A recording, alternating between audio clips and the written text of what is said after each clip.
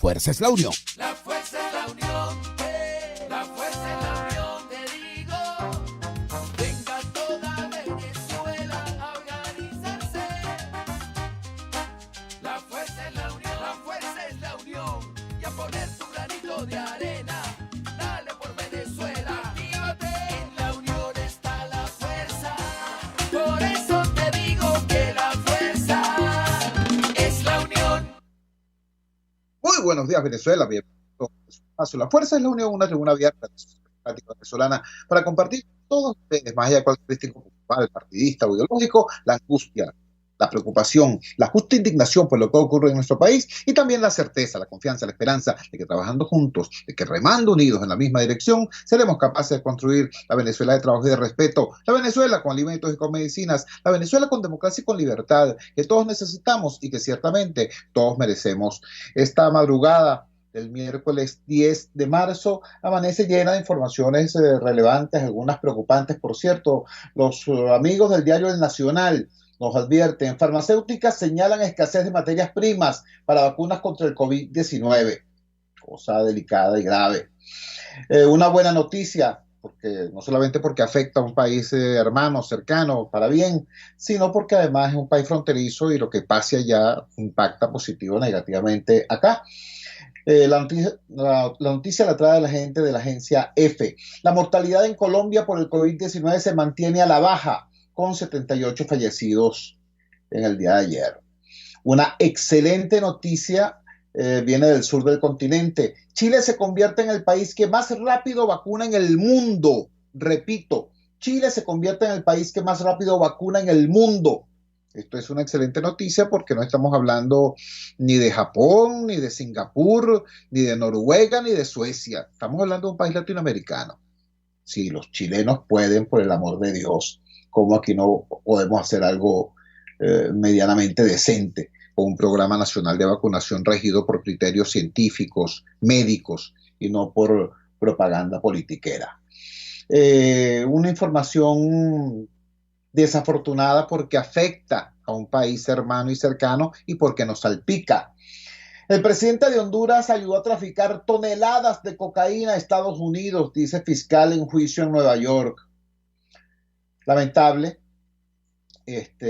Digo que esto no salpica porque en mayo pasado el presidente encargado, el presidente interino, Juan Guaidó, hizo una gira por videoconferencias con diversos mandatarios y el primero con el que habló fue con el de Honduras. Y en ese momento el señor Guaidó dijo que el presidente de Honduras era su aliado en la lucha contra el narcotráfico.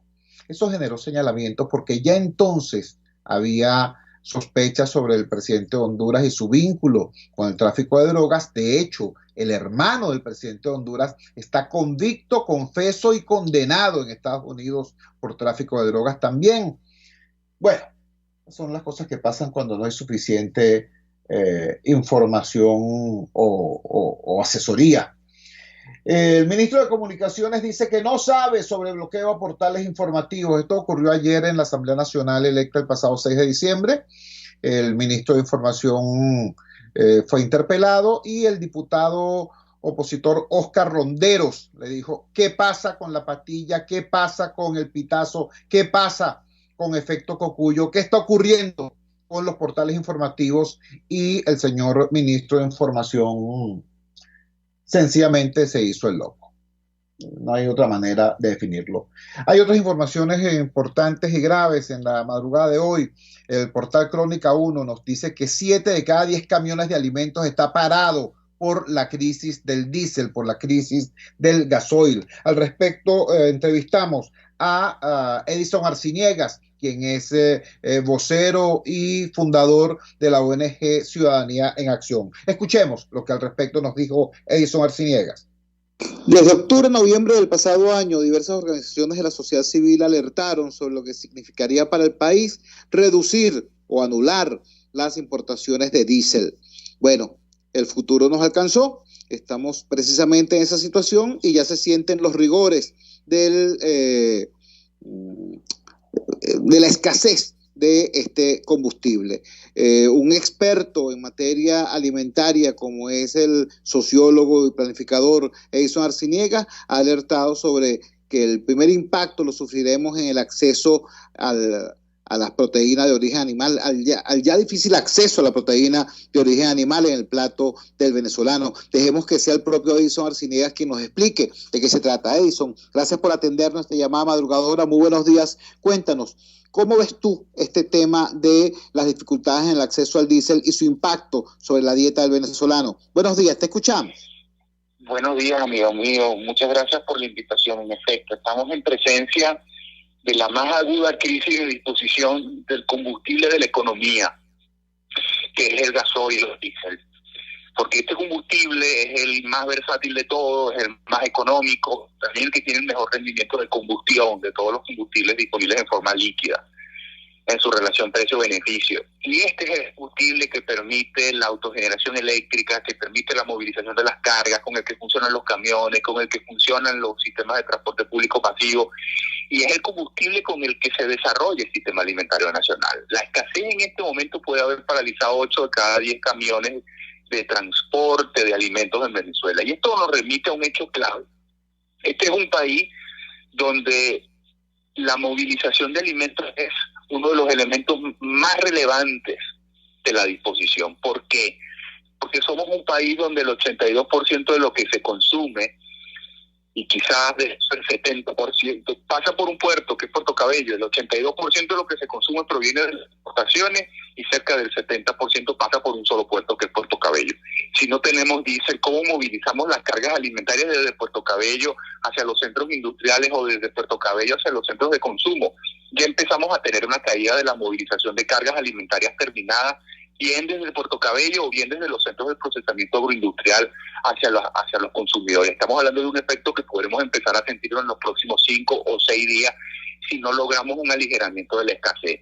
Por otro lado, esta carencia de combustible está generando un trauma tremendo en los sectores más resilientes de la agricultura. Yo decía más temprano que la agricultura venezolana en términos generales había entrado en un proceso homologable a la extinción biológica. La extinción biológica se da cuando una especie animal no logra cumplir su rol en la cadena trófica. Es decir, su presencia, aunque la especie todavía sigue existiendo, su presencia en el sistema alimentario, en el sistema de vida, en el bioma, no es relevante, no logra mayor incidencia, no logra cumplir con el rol inicial. Ese es lo que ha sucedido en los últimos años con la agricultura. Casi no sucedería nada a excepción de lo que del peso que tienen las hortalizas, los feculentos, la papa, la yuca, el plátano. Casi no sucedería nada si desaparece el resto de los productos agrícolas venezolanos, porque su peso es exiguo, es muy chico en el plato de comida. No llega, en el caso del maíz, no llega a cubrir ni siquiera el 25% requerimientos de nuestros barcos de maíz. Podríamos resolver toda la producción de maíz venezolano. Ahora, ¿en qué se afecta? Que ahorita lo estamos viviendo. Afecta gravemente al sector ganadero, que es el sector, junto con el sector hortícola, más exitoso. Estamos viviendo ya fenómenos donde la leche se está perdiendo. Pueblitos alejados a José de Bolívar en este momento no están teniendo cómo sacar su leche. Estamos hablando de lugares donde una vaca da casi 30 litros de leche al día. Estamos hablando de que no está saliendo la cosecha de hortalizas de la mesa de Nojaque. Estamos hablando de la realización de la salida de las cosechas de cebolla, de ajo, de berenjena, de tomate, plántulas del Tíbor y de Tintorero. Estamos hablando de la posibilidad ya en marcha de la paralización de buena parte del eje agroindustrial de Venezuela que se encuentra entre Quibdó y Tagua. Estamos hablando de la plena paralización en este momento del eje agroindustrial del Zulia. Estamos en un problema grave producto del gasoil y es un problema que nos remite a la incapacidad de las refinerías venezolanas de producir el combustible de la economía y también al contexto de hostilidad externa en el que el país no puede acceder a importaciones de combustible. Estamos conversando con el sociólogo Edison Arciniega. Él es el director, fundador y vocero de la organización no gubernamental Ciudadanía en Acción, que es un tanque de cerebros de la sociedad civil venezolana abocado fundamentalmente al tema alimentario. Edison, por favor quisiera que hicieras énfasis en las dos puntas de esta ecuación. Por un lado, el tema del productor. Estamos hablando de cómo esto impacta severamente a productores que no son exactamente un productor cualquiera, son héroes del campo, son personas que se mantienen produciendo a pesar de la matraca, a pesar de la amenaza de la guerrilla, de los paramilitares, de las bandas amponiles que convierten al campo en un lugar inseguro. Son personas que están produciendo a pesar de que Monómeros retiró el 67% de los fertilizantes que estaban en la oferta nacional. Es decir, son personas agredidas por todos lados y sin embargo siguen produciendo. Por un lado eso, y por otro lado, háblanos de cuál era la ingesta calórica del venezolano antes de la crisis del diésel y cómo se proyecta eso hacia el futuro. Sí, estamos hablando de productores que son víctimas en términos generales de las acciones de la clase política venezolana. Por un lado, la clase política que ejerce el poder en forma plena, pues ha tenido una política hostil a todo el que produce, una política hostil a las 600.000 familias rurales venezolanas que han hecho de producir alimentos su razón de vida. Y por el otro lado, la clase política opositora, o una parte de ella, promueve acciones que terminan dañando a esos mismos productores que son parte de la base social de esa misma oposición. Estamos hablando de sectores exitosos en el medio de la crisis, porque en este momento el 100% de las hortalizas, el 100% de la fruta, el 100% de las raíces, tubérculos y feculentos que se consumen en Venezuela son producción nacional, tienen estructuras de costo rentable, y hoy esa gente no tiene cómo sacar su carga. Hoy en este país el 100% de los huevos, el 100% del pollo, el 100% del cerdo, el 100% de la carne, el 100% de la leche fluida, el 100% del queso y el 100% y casi el 100% de los embutidos que se consumen en Venezuela son producto del esfuerzo nacional de esos mismos productores, y son esos productores los que hoy están viendo cómo no pueden mover su carga. Te puedo relatar un drama cercano. Yo tengo un amigo que sembró cerca de 10 hectáreas de lechosa con mucho esfuerzo, y no tiene cómo sacar su carga. Cada hectárea de lechosa, si no la logra sacar, puede ser una pérdida potencial de $8,000. Estamos hablando de alguien que si no logra sacar esa carga va a quebrar, y esa es la realidad de hoy. La realidad de quien está botando la leche en San José de Bolívar, la realidad de quien le está metiendo las vacas al cultivo de zanahoria en la mesa de Nubaque, la realidad de los planticultores del Quío que le están dando sus plántulas a los chivos. Esa es nuestra realidad hoy, la realidad de un país que se está paralizando. Y tenemos el drama de la quiebra de las familias rurales, y digo de las familias rurales porque estos sectores son sectores de agricultura familiar, no son sectores de grandes extensiones, no son sectores que tengan grandes capitales, son productores pequeños. El grueso de la leche y el queso de Venezuela viene de alguien que tiene 20 vaquitas, no tiene. El grueso de la cebolla de este país viene de alguien que tiene 5 hectáreas o 10 hectáreas, que no tiene más. Igual en la papa, igual en el plátano, igual en la cebolla, y son esos quienes se están viendo afectados. Por el otro lado, tenemos la afectación del sector logístico. La paralización de los camiones de Venezuela hace que un país especializado en la producción por cuenca pues vaya a vivir desabasto regionalizado. Ya nosotros el año pasado lo reflejábamos. Ahora, yo me pregunto qué va a pasar con Guiria, qué va a pasar con Maturín, qué va a pasar con Tucupita cuando no pueda llegar un camión desde Timotes, o cuando no pueda llegar desde La Grita un camión con hortalizas. ¿Qué va a pasar con Caracas cuando no pueda llegar un camión con queso desde el Piedemonte Barinejo, desde el sur del lago, desde Lara? Eso es lo que a nosotros debe preocupar, y esa es la pregunta con el consumidor. Y esto debe llevarnos a un punto claro, y es que necesitamos una reforma que nos permita resolver esto. El Estado venezolano tiene una respuesta que dar a esto, y la principal respuesta es autorizar la importación privada con acceso pleno y en condiciones de mercado a las infraestructuras de almacenamiento para traer combustible del extranjero, porque lamentablemente las refinerías nacionales no pueden dar esa respuesta a la necesidad de combustible de la población. Edison, te agradecemos inmensamente que nos hayas ilustrado con números, con cifras, con localidades, con productores concretos sobre la gravedad de esta situación. Y bueno, vamos a seguir pendientes y llevándole el pulso con el auxilio de tu buen criterio y la información que recabas y procesas de esta gravísima circunstancia. Un gran abrazo y buenos días.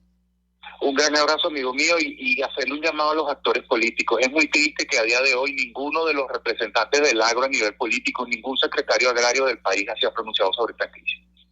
Así es, de espaldas al país, como desgraciadamente ha sido señalado. Edison Arciniegas, sociólogo, planificador, experto en materia alimentaria, director y vocero de la organización no gubernamental Ciudadanía en Acción.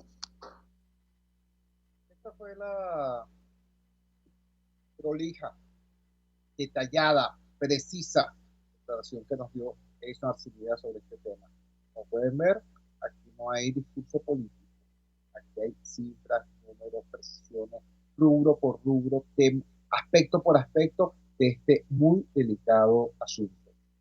El tema de cómo la reducción del suministro de diésel termina impactando terriblemente no a las cúpulas gobernantes, no a los corruptos, no a los violadores de derechos humanos, no, termina impactando al ciudadano, al humilde agricultor, al humilde productor agrícola y al consumidor que somos todos. ¿Me entiendes? ¿Qué puede generarle al régimen la sanción que implique la reducción, que implica la reducción drástica del acceso al diésel? Chicos, nada, para ellos esto es simplemente un nuevo motivo de negocio. ¿O es que no vieron ustedes el video que circuló profusamente donde un humilde guardia nacional se le alza a un oficial, a un tenientico, y le dice, no, yo no voy a seguir chupando gasolina, sacándole gasolina al jeep para después volverlo a llevar a la bomba y volverlo a llenar y volver a sacarle la gasolina al jeep y volverlo a hacer? O sea, ahí estaba ese efectivo raso diciéndole a ese oficial, mira, no puedo seguir en esta corrupción, ¿vale? Hay un titular de hoy que dice que ese teniente fue detenido, supuestamente por participar en la difusión de un video que ofende a las Fuerzas Armadas, el honor de las Fuerzas Armadas. Lo que ofende el honor de las Fuerzas Armadas podría ser que también estén persiguiendo a quien hizo la denuncia, también estén persiguiendo al humilde efectivo raso que hizo la denuncia. Bueno, ese ejemplo de tráfico irregular de combustible se multiplica cuando ese combustible, en este caso el gasoil, se hace más escaso y en consecuencia es más factible la matraca, el tráfico irregular a propósito de eso, porque al ser más escaso se transforma en más valioso. ¿Qué te puedo decir? Y sepa entonces usted que este no es un tema abstracto, este no es un tema de especialistas, este no es un tema de analistas. Esto se refleja en el plato de comida en su casa, en su mesa. Esto se refleja en el estómago de sus hijos. Vamos a la siguiente pausa comercial y ya regresamos con muchísimo más de La Fuerza. La Fuerza es la unión. Usted escucha Unidad, La Fuerza es la unión, con Chuo Torrealba por RCR 750 AM. Voz de América. Información precisa, completa, veraz, objetiva e independiente. Directo a tu pantalla. De lunes a viernes a las 2 de la tarde por RCR 750. Ellos y que no saben nada. Y así nos va. El espacio donde se tocan los temas más candentes de interés político y nacional. Y así nos va. En este programa, la picardía y el humor inteligente son los protagonistas. Pura cabilla. Lara y Hernández descosen y revelan los secretos más oscuros del acontecer político. Y así nos va. De lunes a viernes a las 4 de la tarde. Por RCR 750 AM. Pluralidad contigo. Respeto contigo. Responsabilidad contigo. Libertad contigo. Estamos contigo y punto. De lunes a viernes a la 1 de la tarde. Contigo. Solo por RCR 750 AM. Porque lo bueno une. Opinión, ideas en debate. Usted escucha a Chuo Torrealba en Unidad. La Fuerza es la unión por RCR. Regresamos a La Fuerza es la Unión. La Fuerza es la Unión es una presentación de Frigoríficos NIS, el placer de la carne, ubicado en la planta baja del mercado municipal de Chacao. Ya escucharon ustedes al experto agroalimentario Edison Arciniegas. Nos decía que esta crisis generada por la escasez del combustible diésel, tiene solución sí, solo si se autoriza al sector privado la importación de combustible con pleno acceso a los mecanismos de almacenamiento y transporte que existen en el país. Es decir, todo esto termina en la necesidad de una solución política. Y no hay solución política posible si no hay acuerdo, y no hay acuerdo si no hay confianza. A eso se refería precisamente Francisco Martínez en una reciente declaración que le dio al portal Contrapunto. Sin un CNE transparente será imposible rescatar confianza en el voto. Quien lo dice es una persona que tiene amplia experiencia en la construcción de prosperidad, en la construcción de empleo, en la construcción de tejido empresarial, y hoy es uno de los candidatos de la sociedad civil venezolana a ser rector del Consejo Nacional Electoral. Francisco Martínez, expresidente de Fede Cámaras. Francisco, gracias por atender nuestra llamada madrugadora. Muy buenos días. ¿Cómo, desde tu perspectiva, ves hoy la posibilidad de que en efecto el país alcance un acuerdo en materia del órgano electoral y tengamos un CNE que sea no útil al gobierno, no útil a la oposición, sino útil al ideal de república? Buenos días, te escuchamos. Muy buenos días, Chuy. Muchas gracias por la deferencia de tu invitación y feliz día a todos los madrugadores de Venezuela. Esto es un país que se levanta siempre bien temprano. Encantado de estar con todos ustedes. Tu pregunta va con la respuesta ya. Definitivamente es lo que se necesita y es lo que requiere el país, un CNE que realmente le sirva al país. El rescate de la confianza del voto pasa precisamente por este punto de partida, que es tener un CNE balanceado, equilibrado y sobre todo comprometido con el país.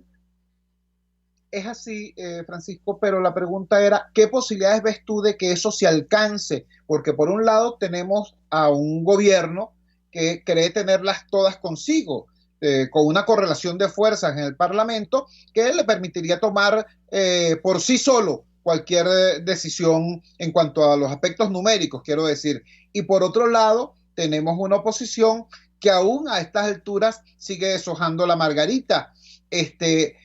Creo que el único actor institucional que de manera decidida ha cometido esto es la sociedad civil, cuando irrumpe y de manera autónoma propone 15 nombres para la integración del Consejo Nacional Electoral, pero los otros actores siguen más o menos en sus antiguas posiciones. ¿Tú crees que eso se podrá modificar? Sí, eso es correcto, Chugo. Lo que acabas de describir, ahorita el país está sumamente dividido. Hay una desconfianza absoluta, hay toda una opacidad por la forma como se ha elegido la actual Asamblea Nacional. Por supuesto, hay gran parte del país que no lo reconoce, hay un cuestionamiento muy grande de la comunidad internacional sobre la legitimidad de los poderes establecidos en Venezuela. La crisis realmente es absoluta y dramática, y es lo que tiene a Venezuela sumergida y a los venezolanos sufriendo a diario las consecuencias de un sistema que no está funcionando definitivamente. Entonces, ahí es donde la sociedad civil, digamos, parte a través de estas acciones para exigirle al país político, para exigirle al liderazgo político, decirle, miren, señores, el punto de partida son unas elecciones libres, justas, verificables, de acuerdo a un cronograma y ajustado a la normativa, ajustado a la Constitución y las leyes. Y es un espacio netamente civil. No existe una ley en el país que diga que son tanto para los amigos de X partido o para los amigos de X gobierno. Eso no existe en la normativa venezolana. En la normativa venezolana se habla de un perfil de venezolanos mayores de edad, con experiencia, con preparación profesional, que pertenezcan a la sociedad civil, y cuando trata de establecer alguna referencia de los perfiles, habla de las academias, de las universidades, de los gremios de abogados, de los técnicos y profesionales de este país, que pueden poner sus nombres y su experiencia al servicio de un poder vital como lo es el poder electoral. Estamos conversando con Francisco Martínez, expresidente de Fede Cámaras y en la actualidad uno de los 15 candidatos propuestos por el Foro Cívico Nacional, por la sociedad civil venezolana, para integrar el próximo Consejo Nacional Electoral. Francisco, tú eres un hombre de empresa. Tú eres un hombre que antes de asumir un reto evalúas los pros y los contras. Realizas una matriz DOFA para ver las debilidades, las oportunidades, las fortalezas, las amenazas. El Consejo Nacional Electoral no sería tener un directorio para liderar esa organización, sería tener un equipo para reconstruirla, porque hoy por hoy no solamente es un tema de la confianza, es que hasta la infraestructura técnica y humana del Consejo Nacional Electoral están prácticamente por el suelo. Si llegaras a ser designado como rector del Consejo Nacional Electoral, ¿qué le pedirías tú a la clase política y a la sociedad civil venezolana, actitud y conducta en ese proceso de reconstrucción?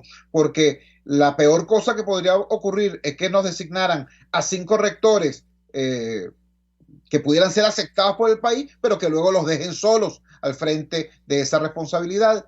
¿Qué acompañamiento pedirías tú a las fuerzas vivas de este país? Sí, lamentablemente pareciera que la ruta es de que si eligen a alguien independiente, a alguien que no tiene nada, ningún compromiso, ni va a trabajar por un partido X, pareciera que eso es lo que va a suceder digamos, en el imaginario de la gente. A mí eso, en lo personal, como ciudadano venezolano, me parecería lamentable, porque eso no es lo que va a generarle la confianza que se requiere en Venezuela para que podamos comenzar a rescatar el país. Porque si vemos a los procesos electorales como el único mecanismo democrático para dirimir de forma pacífica cuál es el tipo de Estado que queremos tener, y queremos que ejerza el comando de ese Estado, cónchale, no vamos a tener ese espacio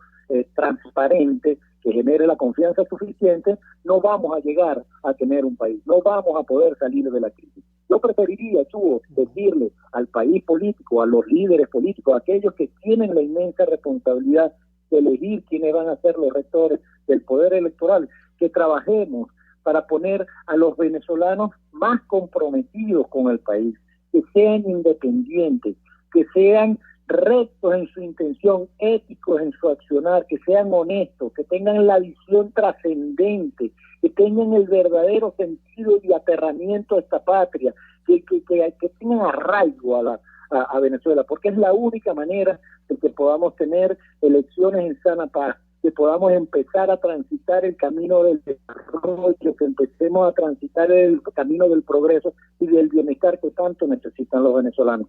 Podemos tener 2 países: el país de la tiranía, el autoritarismo, el país dictatorial, el que impone las cosas, el país de la imposición, de la violencia, del retraso y de la miseria. Pero a través del acto electoral, a través de las elecciones, a través del voto, el voto es la única herramienta fundamental que te va a poder hacer tener un país que pueda desarrollarse y pueda tener progreso y bienestar, y por sobre todo sacar del sufrimiento que están sufriendo la mayoría de los venezolanos.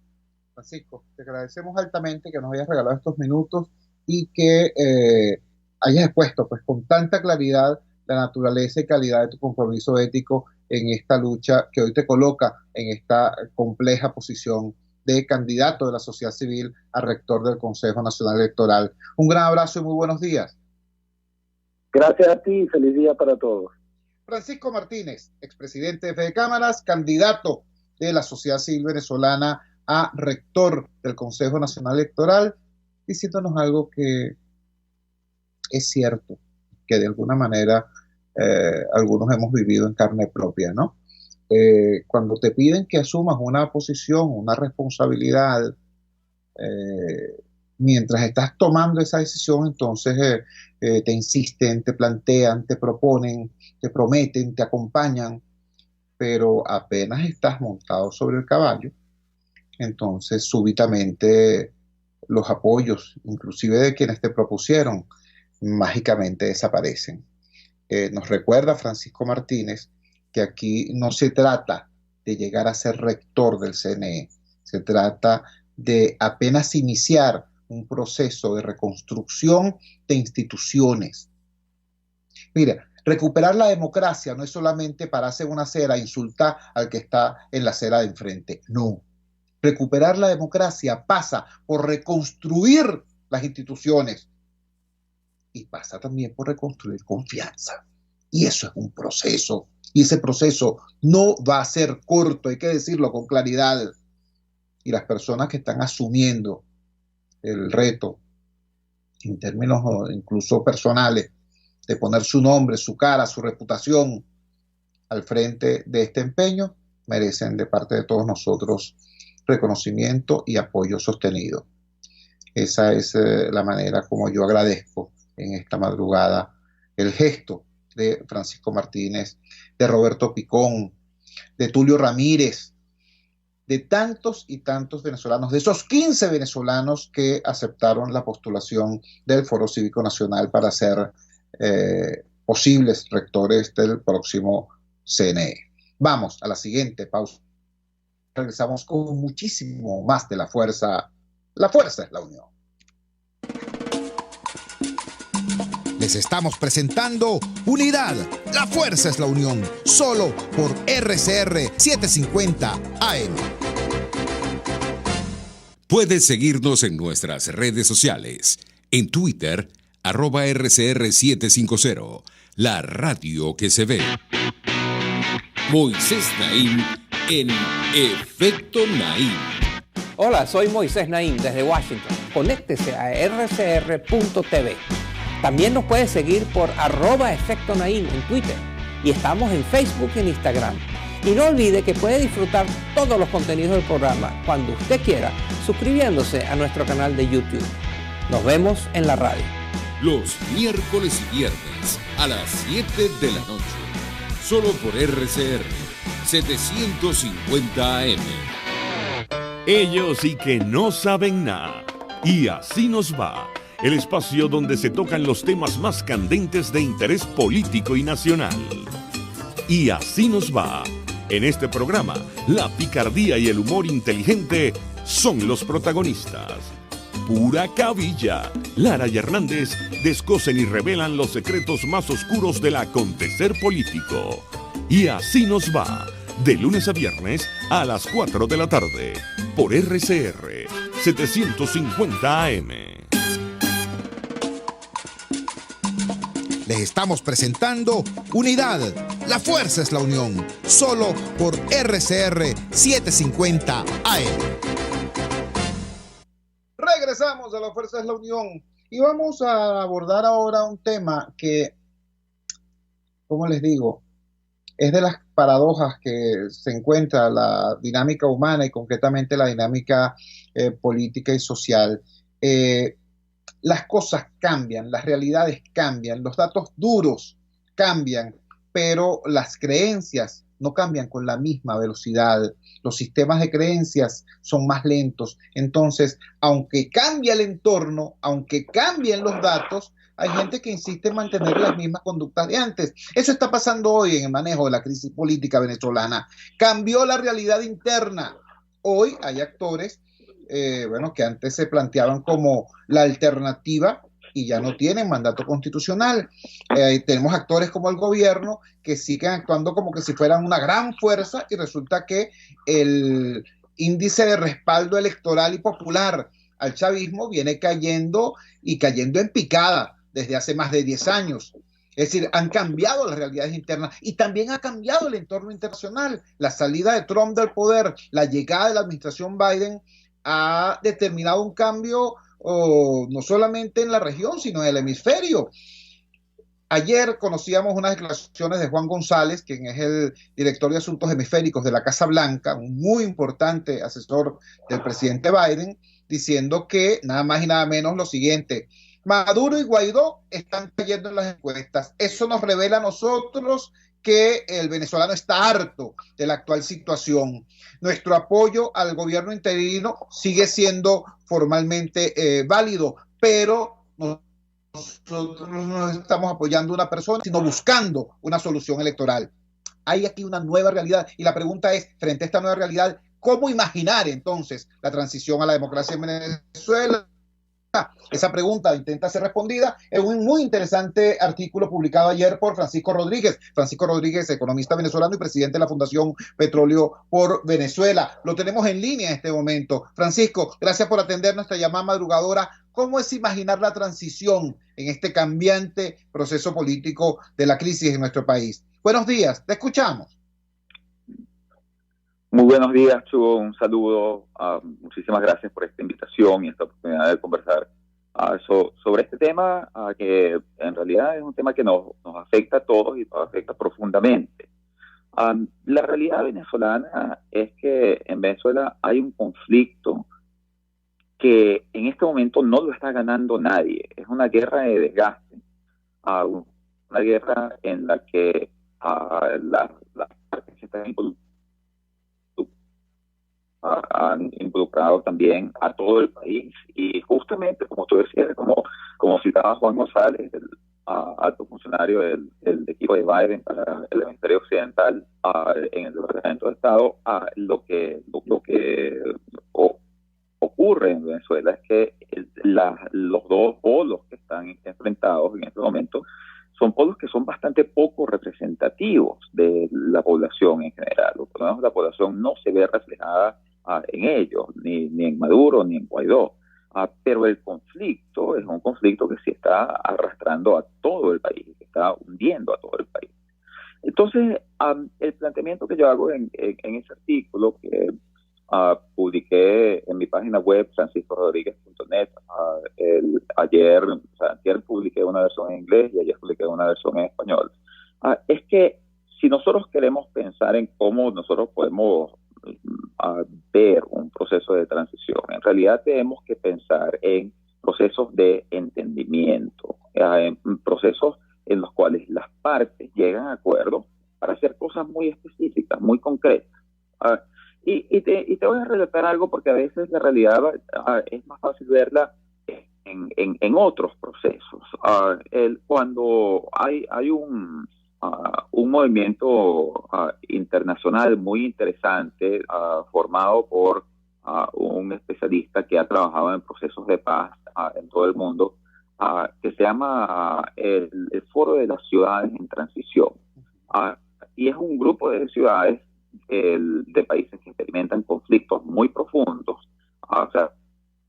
que han experimentado, estamos hablando de Kosovo, estamos hablando de Palestina, estamos hablando de Belfast en Irlanda del Norte, países donde ha habido conflictos muy, muy profundos, donde este especialista lo que ha hecho es que ha entrado a estas ciudades y ha conseguido grupos de los que están enfrentados, y les ha dicho, vamos a ponernos de acuerdo, vamos a hacer algo, vamos a juntarnos para hacer algo por su ciudad. O sea reparar una calle, sea crear un hospital, algo, y lo que vamos a hacer, vamos a trabajar bajo una condición. Aquí nadie habla de sus diferencias políticas. Aquí hablamos de problemas que hay que resolver. Entonces tú tienes a palestinos y judíos trabajando en resolver problemas de la ciudad de Jerusalén, sí, poniendo al lado sus diferencias políticas. Y esa es una de las formas en las cuales comienza a verse la posibilidad de la transición, porque la transición en realidad, a un nivel muy básico, es el fin del conflicto. Entonces la pregunta es cómo nosotros los venezolanos, que estamos en medio de este conflicto, que ha sido un conflicto tan costoso como una guerra, el Producto Interno Bruto venezolano ha caído en 70%. Eso no pasa en la mayoría de las guerras. Entonces, ¿cómo nosotros podemos hacer para conseguir un espacio para comenzar a resolver algunos problemas y comenzar a dejar este conflicto atrás? lo vamos a hacer a través de un gran acuerdo, una negociación con los políticos sentándose en República Dominicana, en Noruega, en Barbados, en donde sea. Bueno, es muy difícil, es la realidad. Y la realidad es porque esas grandes negociaciones políticas en el fondo son negociaciones en las cuales se le está pidiendo al chavismo que entregue el poder bajo la condición de que en el momento que entregue el poder muchos de sus altos funcionarios van a ir presos. Eso es lo que la oposición, de esta forma torpe, le ha dicho al chavismo. Y el problema no es si uno está de acuerdo con eso o no, o si hay crímenes que están cometidos o no, que ameritan enfrentarse a la justicia. Yo creo que sí, y definitivamente ha habido investigaciones, paneles que han hallado evidencia consistente con crímenes de lesa humanidad, por supuesto, crímenes que tienen que ser juzgados, o sea, como que se haya hallado un culpable. Hay investigaciones que hayan indicios de que estas cosas pueden estar pasando, pero ciertamente lo ideal, por supuesto, sería que hubiese un proceso de justicia que llevase a que se hiciese justicia con las víctimas y que se encontrasen los culpables. Pero esa transición, que es la transición que nos han vendido que va a ocurrir, que es la transición donde el chavismo va a salir del poder y vamos a regresar como a un país imaginario donde el chavismo no existe. Por cierto, idea que excluye el hecho de que en este momento, que todos los políticos están por el suelo, el único que tiene, lamentablemente, a mi pesar, porque yo he sido muy crítico de toda su gestión, pero digamos, el único político que tiene más del 50% de aprobación en este país es Chávez. Entonces, aquí hay realidades políticas. Hay gente que se siente muy representada por Chávez, incluso la mayoría de los venezolanos. Entonces, nosotros no podemos pensar en una transición donde simplemente al chavismo se le va a sacar, se le va a borrar y vamos a regresar a un país imaginario que nunca ha existido, en el cual hay toda una ausencia de este movimiento político. Lo que nosotros tenemos que hacer es más bien, y es que eso es irrealista, eso no está pasando, y creer que eso va a pasar es lo que nos ha sumido en este conflicto en el que nadie está ganando. Lo que hay que hacer es buscar espacios para acuerdos sectoriales, acuerdos que resuelvan problemas de la gente, problemas concretos. O sea, pensemos en este momento, pensemos por un momento, dejemos atrás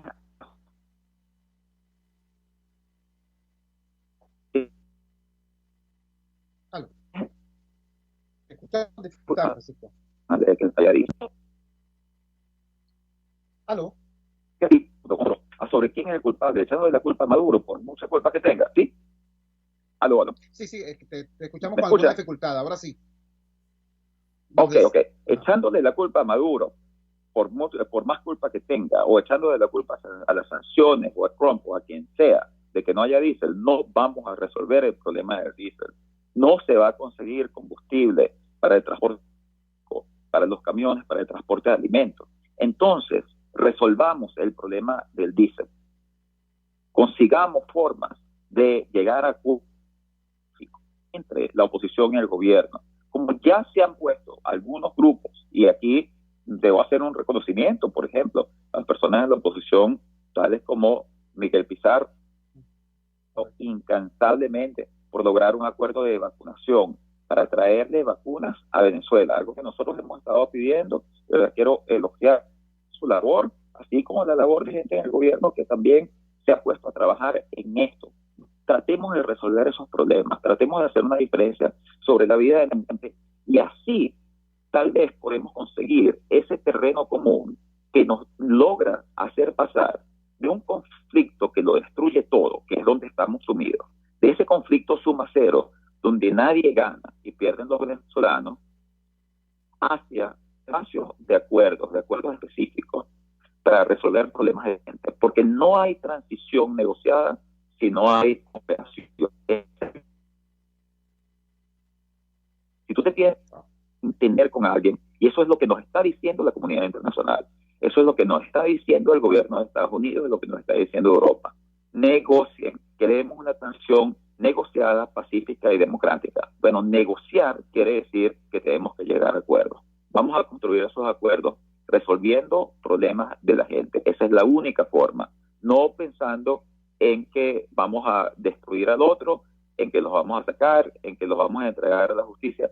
Eso no es realista en este momento. Lo realista es construir una negociación con quien tenemos enfrente. Uno no escoge con quién negocia. Ojalá uno pudiese siempre negociar con amigos, así sería muy fácil. A uno le toca negociar con enemigos. Esa es la realidad de las sociedades en conflicto y esa es la realidad venezolana. Francisco, te agradecemos vivamente que nos hayas regalado estos minutos y que nos hayas dado este sucinto resumen del planteamiento que en relación a este tema crucial has venido desarrollando. Un gran abrazo y buenos días. Igualmente, un gran abrazo. Francisco Rodríguez, economista venezolano, presidente de la Fundación Petróleo por Venezuela y un opositor que ha tenido frente a todo este problema una mirada doblemente crítica. Crítica frente al gobierno, crítica frente al régimen. Es obvio, un gobierno que ha tenido la más grande cantidad de dinero que ningún otro gobierno en la historia, desde el cacique Guaycaipuro hasta Caldera II. Un gobierno que tampoco tuvo controles porque tuvo un dominio total de las instituciones venezolanas. Un gobierno que además no ha admitido los contrapesos que significan la opinión pública. Ayer le decían al ministro de Comunicaciones en el Parlamento que por qué estaban bloqueados tales y cuales portales. Decía, bueno, yo no sé de eso. Además son el enemigo. Un gobierno en esas condiciones ha desaprovechado todas las ocasiones que tuvo para hacer bien y más bien ha profundizado el deterioro de la república como concepto y de la vida ciudadana. Eso es verdad. Pero, además de esa crítica, Francisco Rodríguez ha sido muy crítico con la manera como la dirección partidista de la oposición hasta ahora ha intentado cambiar las cosas. ¿Por qué? ¿Por capricho? ¿Por sectarismo? No, por ineficiente. Nos está diciendo hoy, la única manera de cambiar esto es por la vía de la negociación. Y la única manera de construir una negociación útil no es con la gran reunión, con el gran acuerdo nacional de una. ¿Por qué? Porque los actores no creen eso. Porque los actores siguen pensando en el concepto anterior. ¿Qué decía el chavismo que iba a hacer con la oposición? Que la iba a volver polvo cósmico. ¿Y qué dice la oposición que va a hacer con el chavismo si pierde el poder? Que le van a poner una braga naranjada y los van a mandar para Guantánamo. En esas condiciones, por supuesto, ¿qué negociación va a buscar a esos actores políticos? No para la confrontación, sino para la concertación. Y por eso, dice Francisco Rodríguez, empecemos a hacer pequeños acuerdos, acuerdos parciales, acuerdos sectoriales, vinculados todos a la realidad de la gente, acuerdos para mejorar la vida de la gente. Y en función de eso, ir construyendo entonces el clima y la cultura política que haga posible ese gran acuerdo nacional para salir de la crisis y para devolverle al país gobernabilidad y estabilidad institucional. Interesante planteamiento. Yo nuevamente llamo a atender a las ideas y no descalificar o calificar a quien las porta. Si a usted le parece simpático Francisco Rodríguez como personaje público, bueno y santo. Si le parece antipático, también. A mí lo que me interesa es la calidad de lo que está proponiendo, porque a estas alturas que venga Nicolás Maduro a decir, no, porque la solución es el socialismo, eso es paja, ¿me entiendes? Tienen 20 años en esto. Pero si viene Guaidó y me dice, vamos bien, lo que hace falta es un poquito más, vamos bien. Lamentablemente, tampoco es verdad. Aquí hace falta algo diferente. Y aquí nos está proponiendo el señor Rodríguez, Francisco Rodríguez, justamente algo diferente. Entonces, repito, con mente abierta, sin descalificar a quienes hacen las propuestas, sino atendiendo al fondo de las propuestas, vamos a ver qué es lo que nos están planteando para ver si eso tiene en efecto algún sentido. Vamos a la siguiente pausa comercial y ya regresamos para la recta final aquí en La Fuerza es la Unión. Les estamos presentando Unidad, La Fuerza es la Unión, solo por RCR 750 AM. Puedes seguirnos en nuestras redes sociales. En Twitter, @RCR750, la radio que se ve. Los trajes de baño Yuyu diseñados por Georgiana Reyes están confeccionados con las mejores telas importadas. Yuyu es el traje de baño bikini o entero, hecho especialmente para realzar el cuerpo de cada mujer, cortados y confeccionados uno a uno con manos venezolanas, cuidando los detalles de cada prenda. ¿Cómo lo quieres? ¿A la medida o de su catálogo? Lo tienes todo en su Instagram, Yuyu Showroom. Yuyu, el traje de baño que te hace sentir siempre bella. Tarot, ciencias ocultas. Descubre el motivo de tu mala suerte. Regresa tu ser amado. Domínalo. Aleja enemigos. Mejora tu suerte. Empleo. Salud.